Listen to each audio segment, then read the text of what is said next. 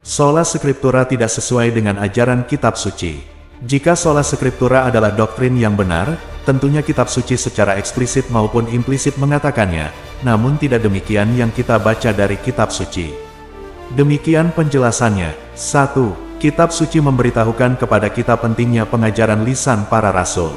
Jemaat mula-mula bertekun dalam pengajaran rasul-rasul, dan seterusnya, baca Kisah Para Rasul 2 ayat 42, dan lihat 2 Timotius 1 ayat 14 dan ini sudah terjadi sebelum kitab perjanjian baru ditulis, dan berabad-abad sebelum kanon perjanjian baru ditetapkan. Kitab suci juga mengatakan bahwa pengajaran para rasul disampaikan secara lisan, apa yang telah engkau dengar daripadaku di depan banyak saksi, percayakanlah itu kepada orang-orang yang dapat dipercayai, yang juga cakap mengajar orang lain, 2 Timotius 2 ayat 2, dan bahwa pengajaran para rasul tersebut disampaikan, baik secara lisan, maupun secara tertulis, 2 Tesalonika 2 ayat 15, dan lihat juga 1 Korintus 11 ayat 2. 2. Kitab suci mengatakan bahwa tidak semua ajaran Kristus terekam dalam kitab suci. Masih banyak hal-hal lain lagi yang diperbuat oleh Yesus, tetapi jikalau semuanya itu harus dituliskan satu persatu, maka agaknya dunia ini tidak dapat memuat semua kitab yang harus ditulis itu. Yohanes 21 ayat 25. Kitab Perjanjian Baru sendiri mengacu kepada tradisi suci, yaitu pada saat mengutip perkataan Yesus yang tidak terekam pada Injil, yaitu pada Kisah Para Rasul 20 ayat 35.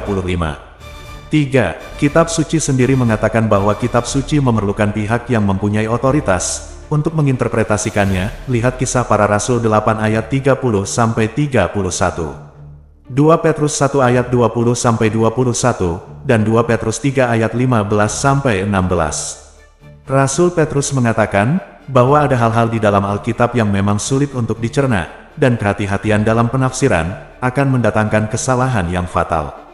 Berapa banyak kita mendengar dari agama lain yang menggunakan Alkitab untuk menyanggah kebenaran iman Kristen, seperti tentang ajaran Tritunggal Maha Kudus, ataupun bahwa Yesus adalah sungguh-sungguh Tuhan.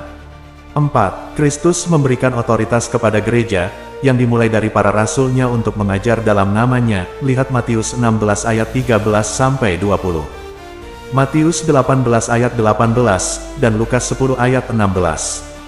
Gereja akan bertahan sampai pada akhir zaman, dan Kristus oleh kuasa Roh Kudus akan menjaganya dari kesesatan. Lihat Matius 16 ayat 18. Matius 28 ayat 19-20, dan Yohanes 14 ayat 16. Karena itu, Kristus memberikan kuasa wewenang mengajar kepada magisterium gereja, yang terdiri dari para rasul dan para penerusnya. Magisterium atau wewenangan mengajar ini, hanya ada untuk melayani sabda Allah, sehingga ia tidak berada di atas kitab suci maupun tradisi suci, namun melayani keduanya. 5. Kitab suci mengacu kepada tradisi suci untuk menyelesaikan masalah di dalam jemaat, contohnya dalam hal sunat. Pada saat terjadinya krisis itu sekitar tahun 40-an, kitab PB belum terbentuk, dan Kristus sendiri tidak pernah mengajarkan secara eksplisit tentang sunat ini. Namun atas inspirasi Roh Kudus, atas kesaksian Rasul Petrus, maka Konsili Yerusalem menetapkan bahwa sunat tidak lagi diperlukan bagi para pengikut Kristus. Kisah Para Rasul 15. Konsili inilah yang menginterpretasikan kembali kitab suci PL yang mengharuskan sunat. Lihat Kejadian 17 dan Keluaran 12 ayat 48, dengan terang Roh Kudus dan penggenapannya oleh Kristus dalam PB, sehingga ketentuan sunat tidak lagi diberlakukan. Di dalam konsili itu, magisterium gereja, yaitu para rasul dan penerusnya, dan pemimpin gereja lainnya berkumpul untuk memeriksa sabda Tuhan, yang tertulis atau yang tidak, dan membuat suatu pengajaran apostolik sesuai dengan ajaran Kristus. 6. Maka di sini terlihat bahwa gereja atau jemaat, bukan kitab suci saja, adalah tiang penopang dan dasar kebenaran. 1 Timotius 3 ayat 15. Jadi, Kristus mendirikan gereja, dan bukannya menulis kitab suci. Tentu juga ada maksudnya, bahwa gerejalah yang dipercaya oleh Kristus untuk mengajar dan menafsirkan semua firman-Nya. 7. Kitab suci tidak mengatakan bahwa kitab suci adalah satu-satunya sumber sabda atau firman Tuhan. Kristus itu sendiri adalah firman Allah. Lihat Yohanes 1 ayat 1 dan ayat 14, dan dalam 1 Tesalonika 2 ayat 13, Rasul Paulus mengatakan bahwa ia telah menyampaikan pemberitaan firman Allah, "When you receive the word of God which you heard from us," RSV, dan ini adalah tradisi suci. Sola Scriptura tidak sesuai dengan sejarah gereja. Selanjutnya, jangan lupa bahwa tradisi suci sudah ada lebih dahulu dari kitab suci, dan yang melahirkan kitab suci adalah tradisi suci, melalui magisterium gereja Katolik. Jika kita mempelajari sejarah gereja, kita akan mengetahui bahwa tradisi suci, yaitu pengajaran iman Kristiani yang berasal dari pengajaran lisan Kristus dan para rasul itu, sudah ada terlebih dahulu daripada pengajaran yang tertulis. Kitab suci terbentuk pertama kali menurut kanon yang ditetapkan oleh Paus Damasus pertama pada tahun 382 melalui Konsili Roma, kemudian Konsili Hippo tahun 393. Konsili Kartago tahun 397, dan Konsili Kalsedon di tahun 451. Dan ini adalah bukti penerapan ayat 1 Timotius 3 ayat 15. Jadi mengatakan bahwa kitab suci atau Alkitab saja cukup, atau hanya satu-satunya sebagai pedoman iman, itu tidaklah benar, sebab asal mula kitab suci itu sendiri, melibatkan tradisi suci dan magisterium gereja. Hal selanjutnya, sola scriptura membawa perpecahan gereja. Sering kita melihat bahwa perpecahan gereja diakibatkan karena keinginan untuk menafsirkan ayat-ayat kitab suci secara pribadi. Sebagai contoh, Martin Luther, John Calvin, dan Ulrich Zwingli mempunyai banyak perbedaan pandangan dalam hal Ekaristi Kudus dalam menginterpretasikan perikop Yohanes 6 dalam hal pengakuan dosa, dan lain-lain. Pendapat manakah yang benar dari para pendiri ini, yang masing-masing mendasarkan ajarannya hanya berdasarkan Alkitab? Belum lagi dalam hal-hal lain seperti apakah pembaptisan itu perlu atau hanya simbol saja, hal pembaptisan bayi, pembaptisan dalam nama Allah Trinitas atau dalam nama Yesus saja, dan seterusnya. Tiap-tiap kelompok yang saling bertentangan, mengklaim bahwa Alkitab saja cukup jelas untuk menentukannya, namun terjadi bermacam-macam interpretasi. Maka secara fakta, harus diakui bahwa Alkitab saja tidak cukup jelas mengajarkannya, dan diperlukan peran otoritas magisterium untuk menginterpretasikannya.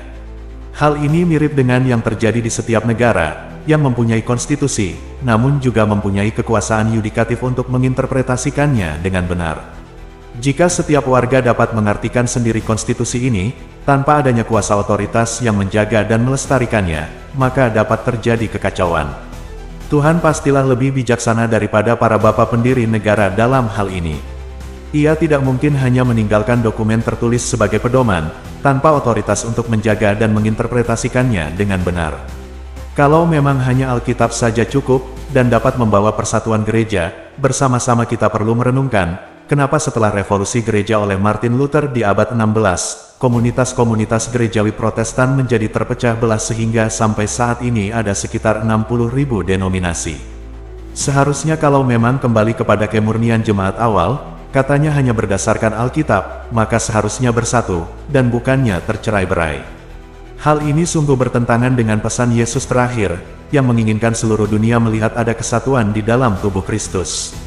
Sehingga dunia dapat tahu bahwa kita semua adalah pengikut Kristus, lihat Yohanes 17. Dan inilah yang menjadi kerinduan gereja Katolik untuk menyatukan seluruh umat Kristiani, sebagaimana tertuang dalam salah satu dokumen Konsili Vatikan II, yaitu dekrit tentang ekumenisme. Unitatis Redintegratio. Kesimpulan, sola scriptura atau hanya kitab suci sebagai satu-satunya pedoman iman, bukanlah merupakan pengajaran yang bersumber dari kitab suci sendiri. Kitab suci adalah sebagian dari tradisi suci gereja, sehingga kitab suci tidak dapat dipisahkan dari tradisi suci secara keseluruhan, yang dijaga dan dilestarikan oleh otoritas magisterium gereja Katolik. Kristus mendirikan gereja untuk mengajar, menyucikan, dan memimpin umat manusia dalam namanya, sampai kepada akhir zaman. Maka jika kita menolak otoritas dari Tuhan ini, yang diberikan kepada para rasul dan para penerusnya, maka sesungguhnya kita menolak Kristus, lihat Lukas 10 ayat 16. Gereja Katolik menerima kitab suci sebagai salah satu pedoman iman, bacalah isi katekismus Gereja Katolik dan hasil-hasil konsili, yang mengutip banyak sekali ayat kitab suci sebagai landasan ajarannya, dan karenanya, Gereja Katolik menerima kebenaran kitab suci, sebab kitab suci merupakan tulisan-tulisan suci yang diilhami Roh Kudus. Namun Gereja Katolik tidak dapat menerima kitab suci sebagai satu-satunya pedoman iman atau doktrin sola scriptura, terutama karena kitab suci sendiri tidak mengajarkan demikian. Selain itu, sola scriptura juga bertentangan dengan sejarah, karena pada faktanya gerejalah yang menentukan kitab-kitab mana yang termasuk di dalam kitab suci, dan kitab-kitab mana yang tidak. Akhirnya, sola scriptura juga bertentangan dengan akal sehat dan membawa perpecahan, karena bahkan di kehidupan sehari-hari pun, kita mengetahui bahwa setiap peraturan tertulis, contohnya konstitusi negara memerlukan otoritas yang menjaga, menjamin, dan menginterpretasikannya dengan benar. Jika tidak, tentu terjadi kekacauan, karena tiap pribadi dapat mempunyai pandangan yang berbeda. Dan ini sungguh telah terbukti dengan adanya sekitar 60.000 denominasi Protestan. Jika kita memakai prinsip yang diajarkan Kristus untuk menilai, apakah pohon itu baik atau tidak dari buahnya, seperti di dalam Matius 12 ayat 33 dan Lukas 6 ayat 44, maka kita akan mengetahui apakah ajaran sola scriptura itu baik atau tidak, benar atau tidak. Semoga Roh Kudus sendiri menerangi kita, untuk mengetahui kebenaran ini, bahwa memang kitab suci adalah sangat perlu, dan sangat penting untuk menuntun dan menumbuhkan iman kita, namun kitab suci bukan satu-satunya pedoman iman kita. Sebab Tuhan Yesus telah memberikan kepada kita magisterium gereja, yang menyampaikan juga ajaran-ajaran lisan darinya dan dari para rasul, yaitu tradisi suci, dan magisterium ini dengan setia menginterpretasikan semua ajaran itu dalam terang Roh Kudus sesuai dengan ajaran Kristus dan para rasul. Demikian, Tuhan Yesus memberkati. Bunda Maria dan semua orang kudus senantiasa mendoakan kita. Amin. Terima kasih.